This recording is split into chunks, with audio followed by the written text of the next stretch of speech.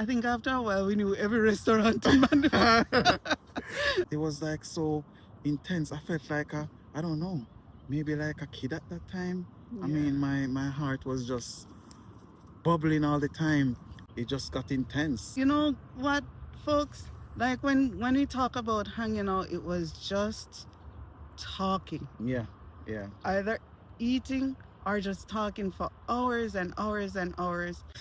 Talk about the first time you push the buttons. One night, we with the other couple, we decided that we were going to Night Beach. It was just 4 young people in their youth, Yeah, going on a night adventure. I enjoying never each other's had company.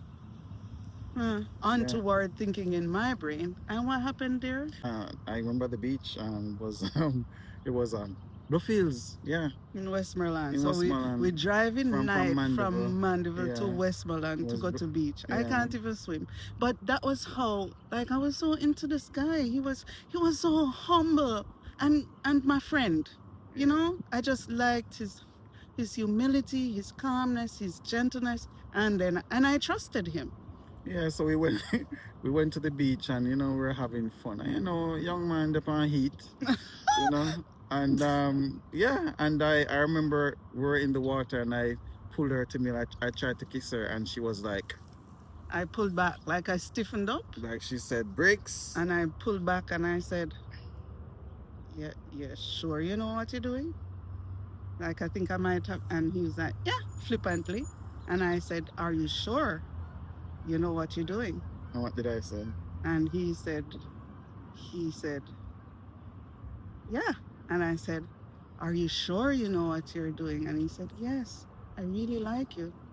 And I allowed him into my personal space. You allowed me to choops you. So that night, I think we took it another step further, and Yes, when you say take it another step further, I don't want to make people think so we did that, No, honey, we elevated from friendship into specialization. I mean, I kissed you. Yes, and I allowed you to kiss me because you said you knew what you were doing. Well, thank you. And hi, Praise family. Hi, Jam family. I'm Tamara. And I'm Andrew. And we are the Richards. Thank you for subscribing to our channel, Jamming with the Richards. We're Jamaicans now living in Winnipeg. I was born in St. Elizabeth, Jamaica. And I was born in Manchester, Mandeville. We've been married for over 15 years. I know you don't know how long we're married. Yeah, but we just want to talk about how we met back in Jamaica when we were living there. So how did we meet? I living on my own, and I used to go to my parents for dinner.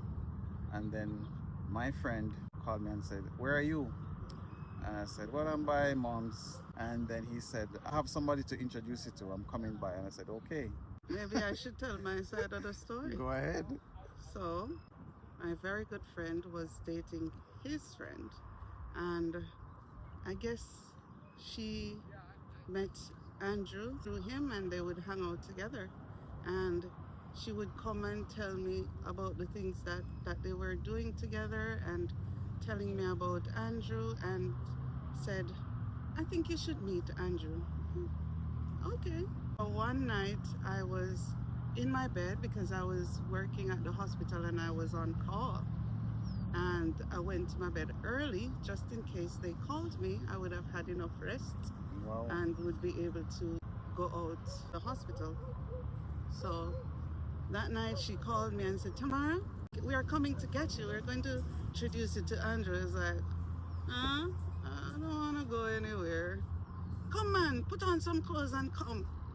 Okay, my friend ordered, so I got dressed and they came. So I was there and I told him where they should meet me. And then when they showed up, lo and behold, I saw Tamara and I said, I know you. And she was like, I know you. Funny thing is that his face was very familiar, but you know what? I would see him at the university gate because we had gone to the same university and we're now working in our different fields. Yeah. So when I saw him, I was like, I know you. Yes, I know you. But the thing about it is that there were two guys who worked at security, and I thought it was the same person. Yeah. They looked so much alike. But you know what? I remembered him. Why? I used to see him at the gate and just look at him. Nothing. I just thought he was handsome and well put together. Maybe, So I remembered him. maybe she was secretly checking me out. No, don't I know. was not checking you out. Are you sure Please. about that? I was very focused. We used to go out a lot, and so I just thought it was just one of those other trips, you know. I'm finished working, he's finished working, and we're just gonna do something. You're gonna hit the streets with some girls. What a Um, rude just awakening. some friends, just some friends. Yeah, so when I saw Tamara, now I'm saying, oh, I know you. And then she said, yeah, I know you. So we decided to go to my place now. So at the time, Hopetown was driving one of those minivans. It was standard, and I've never driven a standard vehicle before. Even if I did, it was just for maybe short periods of time. So it was a fingertip gear stick is right where the steering is. Oh, I said, okay, let me drive. And he was saying, okay, so he drove my car. Hopetown explained to me what I should do and stuff. So I went into the van, and then she came with me. I'm saying, oh, this girl is either she's crazy or she's, you know, I don't know. Adventurous? Yeah, or But adventurous. He found it strange that I came with him, and that was the first time he was driving a stick shift. But what he doesn't know is that I have brothers who are just adventurous, is a nice word that I'll use for them on the roadway. So it was nothing. It was just like hopping into a vehicle with one of my adventurous brothers. But what happened, Andrew, as we were, was it about 3 miles that we had to drive through? No, that's long. It's about from Heathfield to Mandeville. That's probably about 8 or 10 miles. Oh, okay. Yeah, so it was long. And what was scary about it, it's you know, the thoroughfare is busy. So I don't want the vehicle to stall with me, but I did. So I drove there, and what happened when I was turning to go into my... But before you said that, and Yeah. I really think that you did very well. Like I was just there. I didn't feel uncomfortable or anything. And then while he did fine until it was time to turn off into his neighborhood. Yeah. And what happened? So I was, I'm gearing down. So probably I was in maybe about third. And then when I geared down to second, the back of the vehicle just shimmied because it's light. And it just shimmied and we just went into my lane. And that was it. So I was happy. My feet were trembling. Yes, but and he was like, I believe "You're I not passed scared?" the test. You're not scared? It's like, no. Yeah. I really wasn't scared. I thought, what's the worst that can happen? He handled that well. But I thought about it. Like I was like, vehicle, is there something to this shimmying of this vehicle? I don't know. Well, it was good. And we started hanging out together. Like the four of us. Like the four of us together. As friends. As friends for maybe about a month or so. Maybe 2 months or so, a few weeks. Yeah. We would hang by his place mostly. Mhm. Watch TV, he would always be sleeping. Sleep, man. Yeah, or we cook or something. Yes. Cook Just and just go for a drive out. Do Yeah. different things, not just friends. wholesome fun. Yeah. And And then after a while, then we started hanging out by ourselves. I remember the first time he asked me out. It was a weekday. Yeah. He like called me and asked me if I don't even remember. Would I like to go somewhere? Yeah, I think I invited. Say, do you want to go get some cake or something? What No, did you say? I don't think. If you had asked me if I wanted to go get cake, I'd tell you, nah, I don't. I'm not a sweet person. I'm a savory person. I didn't eat any dinner as yet, so when he picked me up, he was like, would you like to go get some cake? And I think we actually went to the place and we were looking, I was like, I don't really, shyly, I don't really want any cake. I was like, what do you want? She It's wanted like, food. I want something salty, something substantial. So he took me to Yeah, we went to a little Tree. joint on Yeah, Spur Tree, yeah. and we ate jerk chicken Jerk and chicken. festival. I don't And that remember. was nice. I even remember what he was wearing that day. I like to tease him about that. He was wearing What? like a white shirt with gray Oh, in it, gray, yeah, and light blue pants and white and a white sneakers. sneakers. And when I saw the white sneakers, the Hampton girls will understand this. The first thing that came to my mind was A Raising the Sun, when the daughter was dating as a guy who wore white shoes. Man, guys, I was bushed to the bone. Trust me, because I used to put myself together, so I was really well dressed. So I don't know what she's talking about. It was I'm just talking those about white it now. shoes. This is how Justin is dressing now. Yeah, that's true. My 14-year-old. It's just those white shoes that Big got shirt, big jeans. Because my impression of white shoes is what they said about as a guy in his white shoes in A Raising the Sun, but I'm not going to share it. Those who know, know.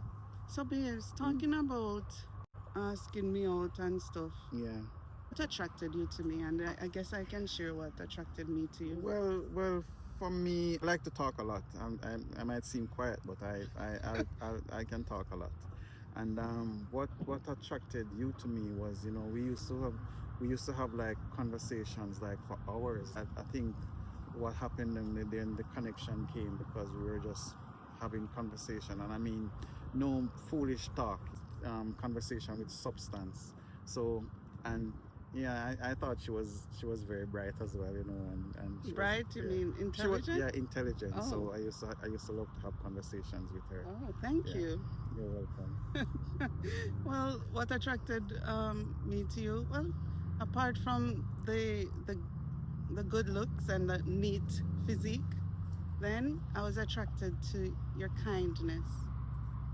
I thought you were very kind and soft, like gentle. Yeah. Yeah, that was then. Am I still? Nah.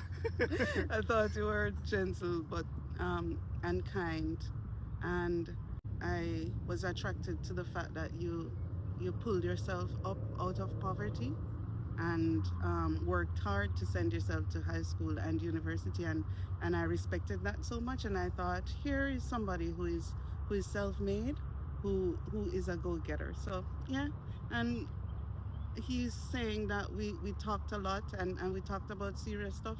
I was 26 years old at the time. I didn't have time to waste. So it's not about idleness. It was just about, initially it was about friendship, and then the attraction set in. And I guess I was single. I don't know about Andrew. Well, to be honest, I was going through a period of my life. I'm getting old, because she said she was 26. That means I was what? 31? Yeah. I was at a point in my life when, I was in deep thought, and I remember one day I prayed to God and I said, Lord, I need to find myself a wife.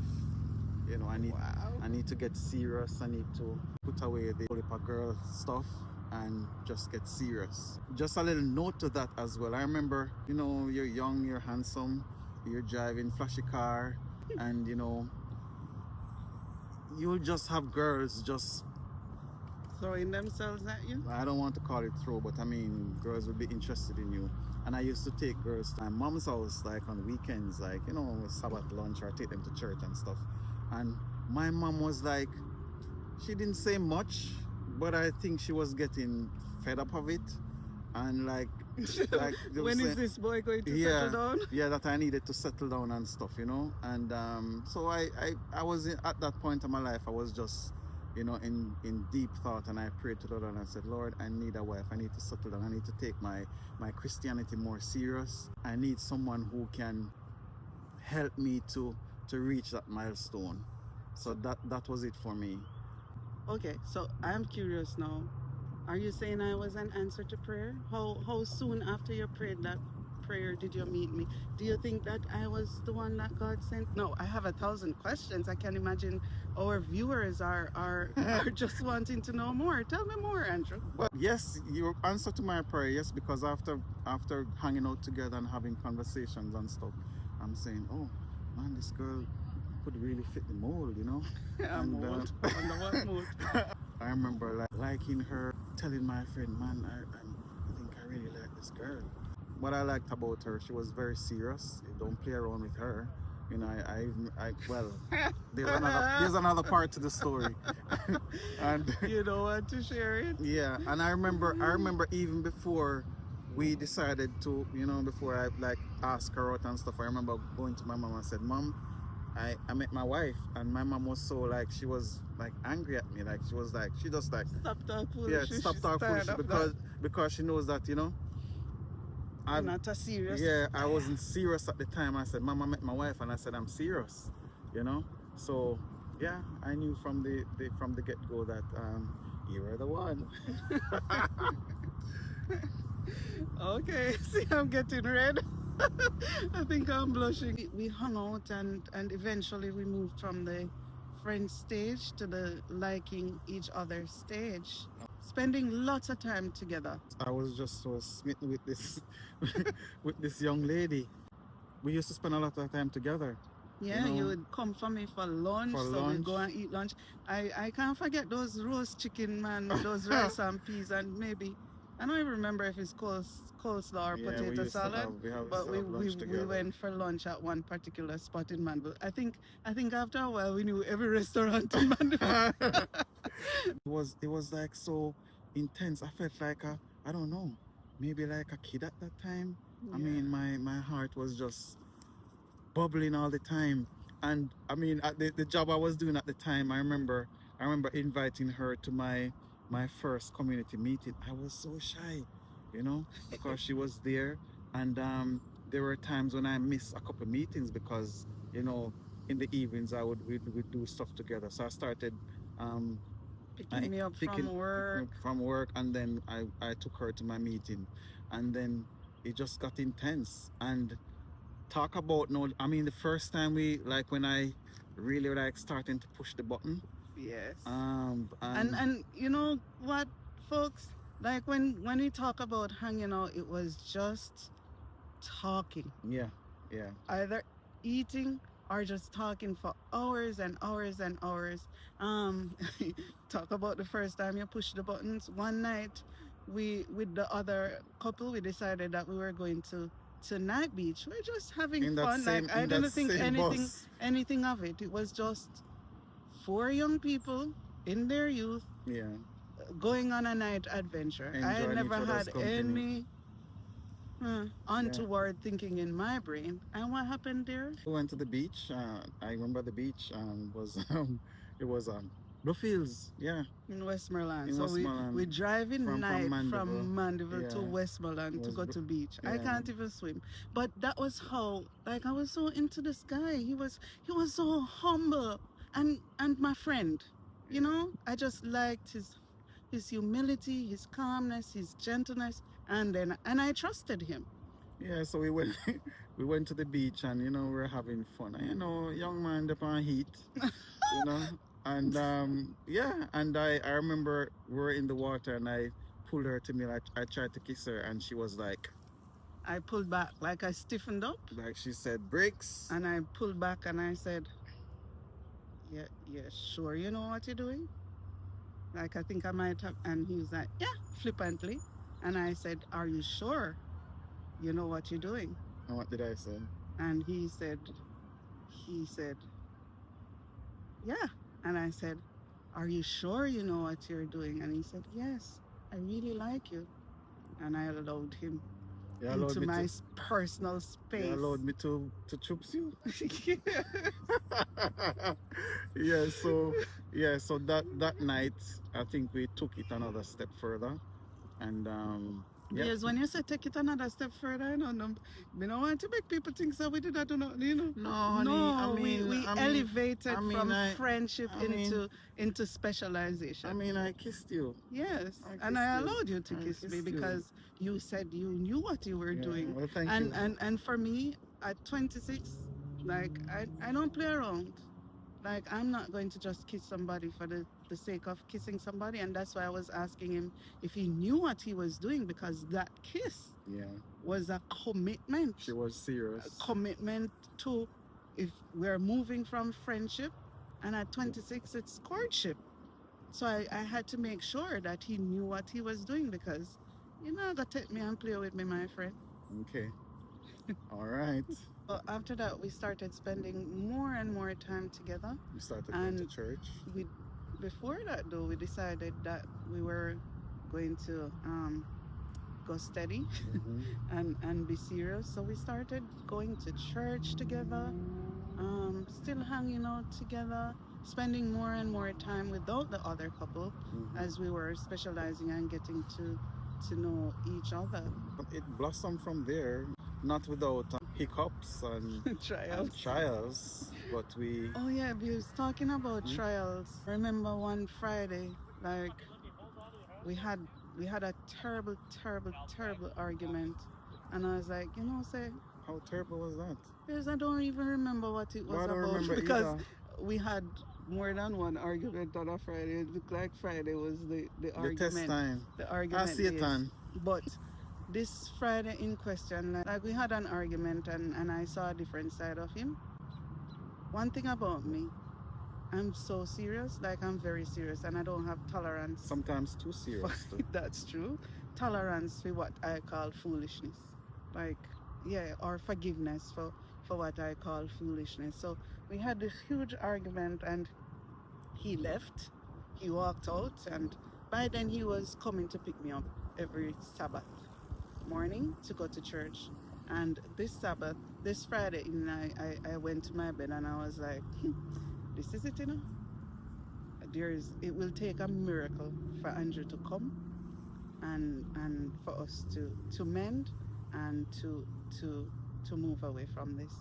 And the Sabbath morning, I decided that I'm going to go. I'm getting dressed and I'm going to take a taxi to church. I didn't drive. Andrew drove. I didn't drive at the time. And while I was getting ready, I was early, and I was thinking and said, I'm going to leave early. And if Andrew comes around here this morning and comes before I leave, then I think God is telling me that I should continue to pursue this thing, and this man may very well be my husband. And that was when I started to think of him seriously as a husband.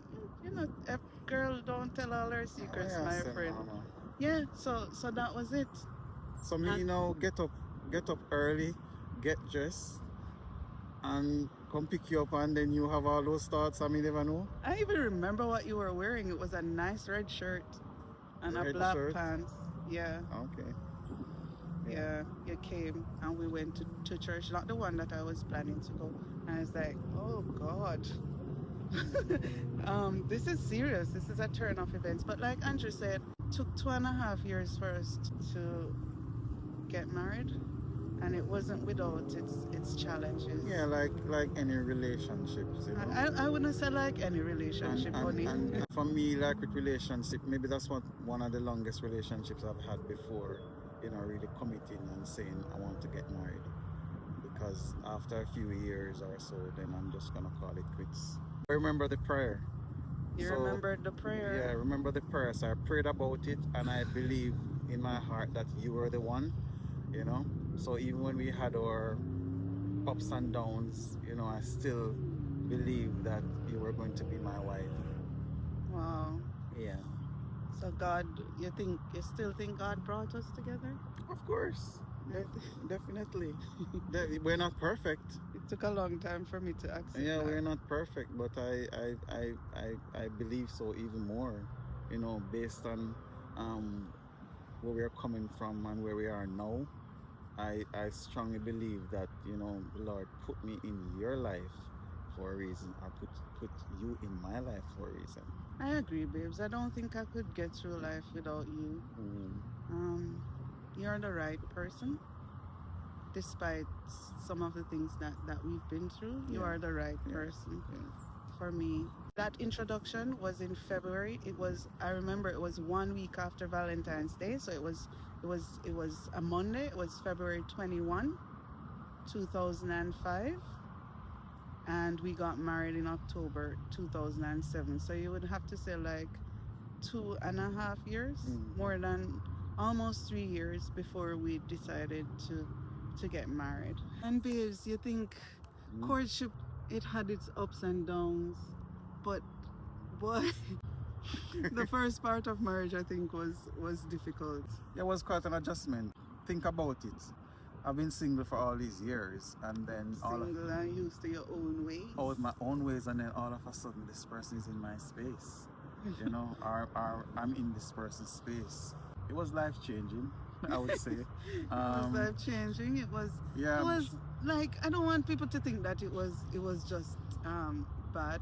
It was wonderful. Babes, it's two families coming together, different backgrounds, Yeah. and you know, Talk about two families coming together, different backgrounds. I Yeah. remember our first big fight one Sunday. what? Our first big fight, when you asked me to wash your football shoes. Oh, This man would go to man, go to play I don't even want football. to talk about that, man. I've never been so hurt in all my life. But I've never been so hurt in all my life. And this is about background differences Yeah. now. And the fight wasn't over anything major, but it was a huge, hurtful fight. So Hold on, babes. no, I want to talk first. One Sunday morning, Andrew used to go and play football every Sunday morning, and we lived in Mandeville, and Mandeville have red dirt.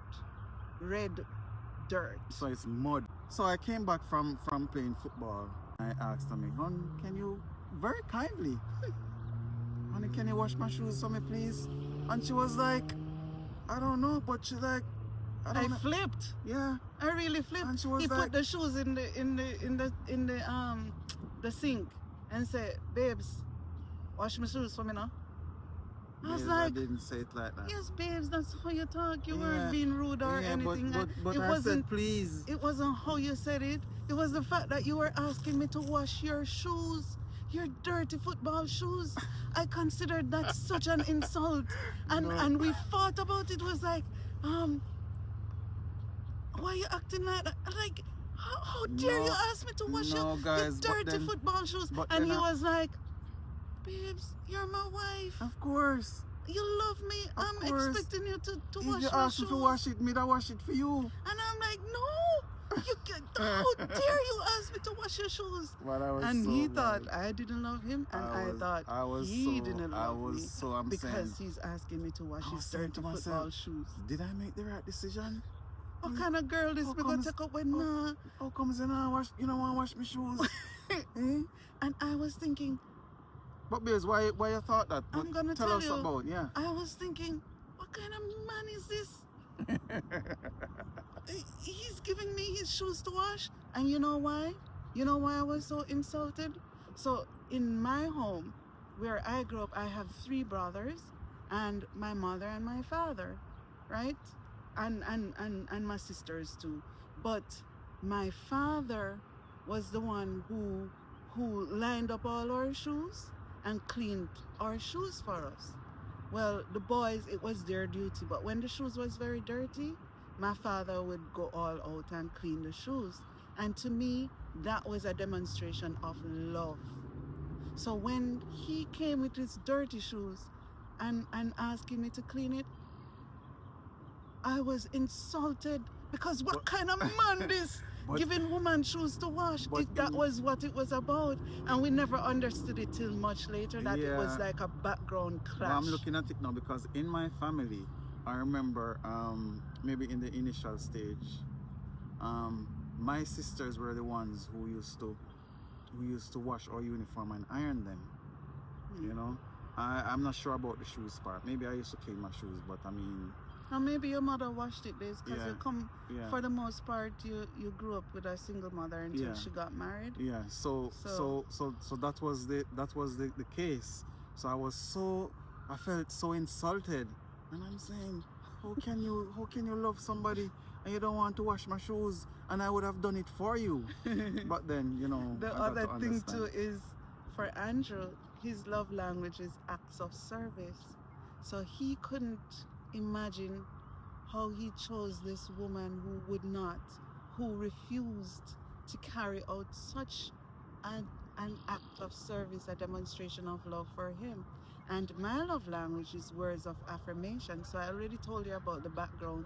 So like, him getting upset that I wasn't washing his shoes, and I felt judged. First of all, I felt insulted that this man, he's a man. Man must wash shoes. Man Is tired. coming to ask me to wash his shoes. So that's a little snippet of how background differences but can Tammy, impact Tammy, marriage. Yes, dear? words of affirmation. If you had washed my shoes, I would have kissed you on the cheek and say, "Thank you, honey, for washing my shoes." That's still an act. kissing me on the cheek is still an act. Would have said, "Oh, baby, my shoes are so beautiful. You did such an awesome job." Yes, I would have But done I so. couldn't get past the fact Man, that you were giving me your dirty, dirty, dirty shoes to wash. That's as a girl, as a woman. That's why, as well, guys. When you're courting, it's good to have. Let's talk about counseling. I don't believe we had much counseling when we were getting married. We did a few sessions, but I think we needed more. We needed to unpack more things. I agree, babes. We learn over time, so that's important as well. The big one for me, though, that many of our fights were about background differences. Yeah, background Like, differences. Having a father in the home. Yeah. Growing up in a nuclear family is very different from growing up in a single parent family that becomes a blended family. Yeah. And nothing was wrong with Andrew's family and nothing was wrong with my family. They were just different. And you bring your family dynamics into marriage. Your family dynamics shape your expectations of marriage. You know, come to think about it now, I remember like when we used to go to my parents for Sabbath dinner. What I noticed about it, and it's different family dynamics. I remember like when you will just go to mom and say, "Can I help in the kitchen?" and you'll be up and helping do. And I've never seen any young lady do that while I was dating. Yeah, while I was dating, they just sit down and wait till their food come to them. Oh, but you have to help out. But you just walk in the kitchen and it's a family dynamic too. You cut up vegetable, you help mix drinks, you cut up pear or whatever, and I felt. And sometimes, babes, I don't. It's you not don't like I do it. want to do it, you know. It's just something that mommy would say. When you go to somebody's house, you must offer to help. You are a guest, and you must be a helpful guest. So that grew up in me. So I didn't even think about it. Like I wasn't even doing it to impress Andrew's mommy or his family or anything. Well, and I like to be in her company too. But I don't. I really like to be in her company. I don't even think mommy would have even thought of asking as well, because she just when my sisters would help, they'll probably just do it on their own. But this woman just come and just. It must have been strange. Very strange. Yeah, but it was good. So that was our big fight and our little takeaway about background and understanding how your background impact your upbringing and what you're taking from that background into your expectations of marriage. And you have to have those conversations and understand them, because background differences can destroy marriages. Before it even get off the ground, so we have to understand them and accept them. There are lots of I still things. don't know. I don't think I've ever washed your shoe though. No. Even my kids now, I have to tell my kids, wash your shoes. I have to tell them, clean your shoes. Do all these things. And I don't know if it's because Tamara's parents, dad used to do it for her. She expect me to do it for my kids. And I'm not doing it. They have to learn to do it. What a mean daddy. Sometimes I'm like, oh gosh, no, Andrew, do it for themselves. I can show them more for them. I can show them how to do it. But do it for yourself. That's how you learn industry. Yeah. You know? And I just think that's what dads are for. Sometimes we have disagreements about some of these things, but in marriage you have to build your own household and decide what hill are you going to die on. All I can say, there are lots of things like in marriage that I had to relearn or unlearn while married to Tammy. Dating, because I believe that every day is a date, because we're going to get stale. You know? What I can see now, for married over 15 years. Andrew, we've been married for almost 18 years. Please stop saying over 15 years. So it's over 15 years? No. Okay. So we've been married, what, 18 years? 17 years, 18 years this year? Mm-hmm. Yeah. There are lots of positive lots of positives in our marriage. What I like about Tammy as an individual, she's a go-getter. Sometimes I believe she's too strict. She's so focused on nothing can really change her views, or if she decides to do something, sometimes to our detriment. But I'm saying I don't think she's it's to our detriment. she's focused, and she has this tunnel vision that no matter what, she's doing this or she's going to do this, and if it means that she have to say I'm sorry, or how to say I told you so, but she's gonna do it, and I like that about you. Please, positive words, It's please. positive, I honey. It's don't have positive. tunnel vision. I'm a strategist. By the time I decide that I'm doing something, Mm-hmm. I've already mapped the different steps and Okay. decide that this is the best approach. It doesn't look like that to you Mm-hmm. because I don't necessarily strategize aloud. And I think one of the things too that I've learned being married to you too is relax. Life isn't that serious. It doesn't have to be perfect. Yeah. Because I'm really driven, Yeah. and I'm a perfectionist. Sometimes even in the home, I'm saying, honey, you're not in the boardroom. She's very driven. She's focused. While for me, I think about things, but she said, oh, put it on paper. What's your plan? But I have my plan. My plan is right here. But it's not on paper, but she wants to see it on paper. Yeah, and that's how we're different. Like Andrew, I see him as a risk taker. Like I'm a strategist, so I have to outline the strategy and to write it down, and then he doesn't write anything down. So then I just see him as jumping and doing it, and that impacts me because I'm a planner, I'm a perfectionist, I'm a strategist. But it doesn't mean that his way is wrong, Yeah, right? just So don't. that's how I learn to adjust. I am still learning to adjust. Me too. To like, Andrew, you can't just up and do that. How did you get there? Like, and then now because he has worked it out in his head, he thinks that I am questioning it, and sometimes we fight about that too. Yeah. But But I think we're learning. yeah, we're talking about I'm a risk taker. She's right when she says no. Maybe further down the road, I say, oh no, I know why she said no. So yeah. So I think we complement each other in that regard. Yeah. Because if I was supposed to just do everything, then we'd probably be in some serious problems sometimes. I was going to say I think it's a good balance. So like my strategic ways balance his risk taking ways, because you do need to take risks and you do need to strategize. You can't take risk all the time, and you can't be hanging up on strategy all the time. So it's like, okay, when you combine that need for risk with that need for strategy, then you move quicker and you accomplish better, more, faster. Yes. Right? Yes. Yeah. Yeah. I love you. I love you too. Mm. We've been talking and talking and talking and sharing our experience. I hope that you got to learn a little bit more about us and visit our channel from time to time, as we've moved from Jamaica for a number of years now and are now living in Winnipeg, and decide that we'd like to jam with you. So our channel is Jamming with the Richards. Like, share, and subscribe. And after you've done that, I do want to share with you some final words about marriage, what I have learned that you can take away. Andrew, there are 3 words that I've written down this year, and they are unforgiveness, resentment, and judgment. The reason I wrote down those words for this year, they're related to everything in my life, but more so to marriage, is to let go of unforgiveness, let go of resentment, and not be so judgmental. You know how I tell you that I'm intolerant? That's because I'm such a perfectionist, and I think if I let go of unforgiveness and resentment, and I choose to understand rather than to judge, or to insert compassion over judgment, then we can only grow stronger.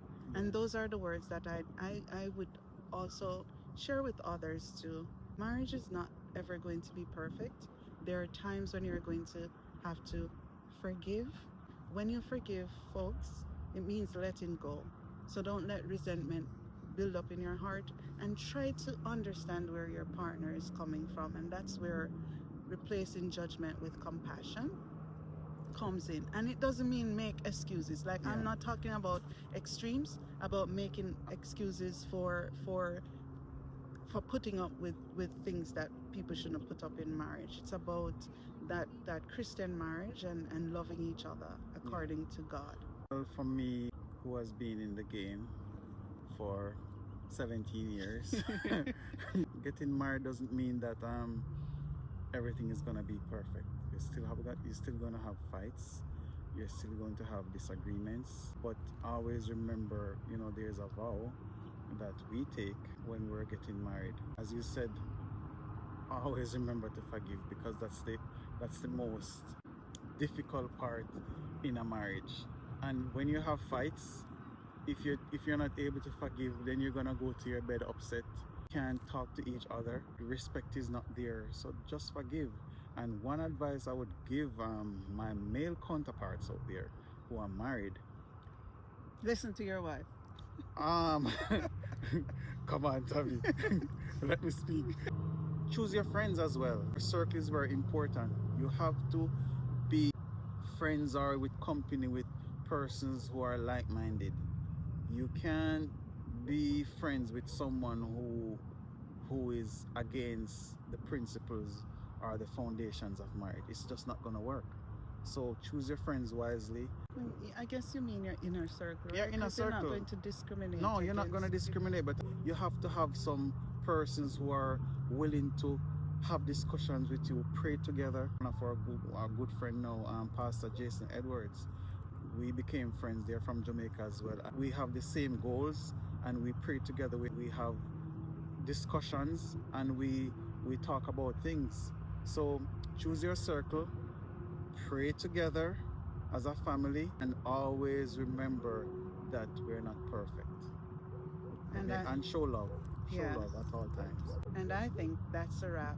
Thank you for jamming with us on Please- Jamming with the Richards. Please remember to like Share and subscribe. and share your thoughts in the comment section. Comment, guys. I think we can continue this conversation, Andrew. I think there are so many parts to it that we can share. Like, we have some experiences that we'd like to share with you as you get to know us and we get to know you more. So thank you. Bye.